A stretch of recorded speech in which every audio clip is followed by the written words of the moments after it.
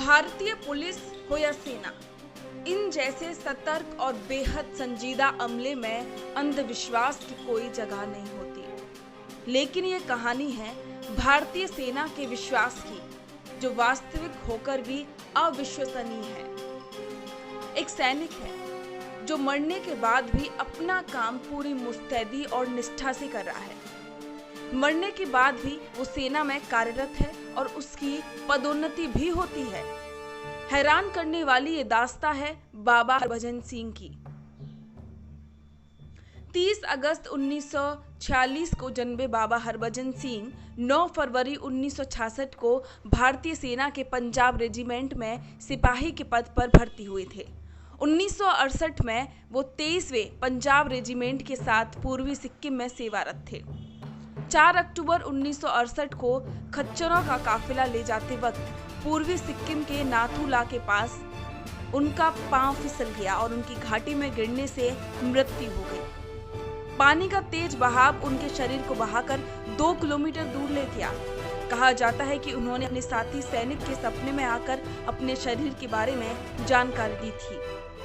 खोजबीन करने पर 3 दिन बाद भारतीय सेना को बाबा हरभजन सिंह का पार्थिव शरीर उसी जगह मिल गया।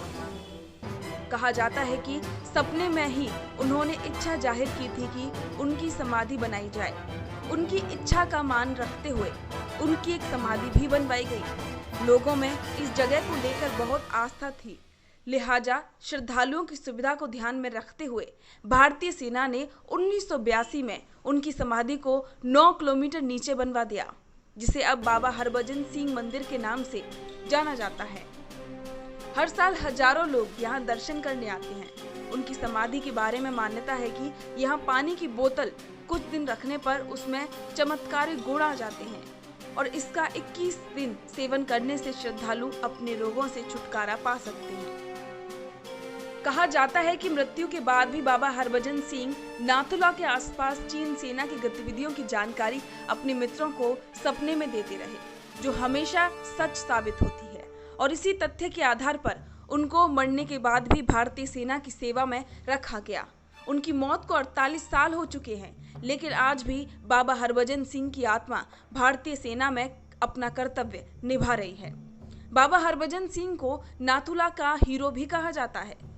बाबा के मंदिर में बाबा के जूते और बाकी सामान रखा गया है। भारतीय सेना के जवान बाबा के मंदिर की चौकीदारी करते हैं और रोजाना उनके जूते पॉलिश करते हैं, उनकी वर्दी साफ करते हैं और उनका बिस्तर भी लगाते हैं। वहां तैनात सिपाहियों का कहना है कि साफ किए हुए जूतों पर कीचड़ लगी होती है और उनके बिस्तर पर सिलवटें देखी जाती हैं। बाबा की आत्मा से जुड़ी बातें भारत ही नहीं, चीन की सेना भी बताती है। चीनी सिपाहियों ने भी उनको घोड़े पर सवार होकर रात में गश्त लगाने की पुष्टि की है।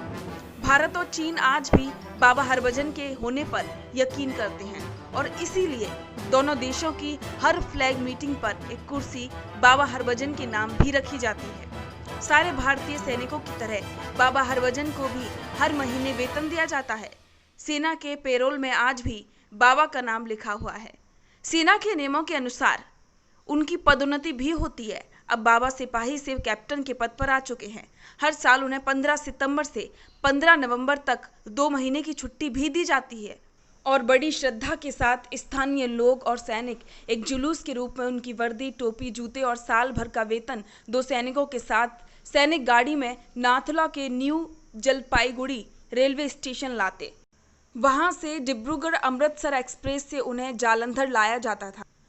गाड़ी में उनके नाम का टिकट भी बुक किया जाता था। यहाँ से सेना की गाड़ी उन्हें उनके गांव तक छोड़ने जाती थी। वहाँ सब कुछ उनकी माँ को सौंपा जाता था। फिर उसी ट्रेन से उसी आस्था और सम्मान के साथ उनके समाधि स्थान पर वापस लाया जाता था। लेकिन कुछ साल पहले इस आस्था को अंधविश्वास कहा जाने लगा। तब से ये यात्रा बंद कर दी गई। इसी तरह की आस्था पर भले ही सवाल उठाए जाएं और अंधविश्वास कहा जाए, लेकिन भारतीय सैनिकों का मानना है कि उन्हें यहाँ से शक्ति की अनुभूति होती है।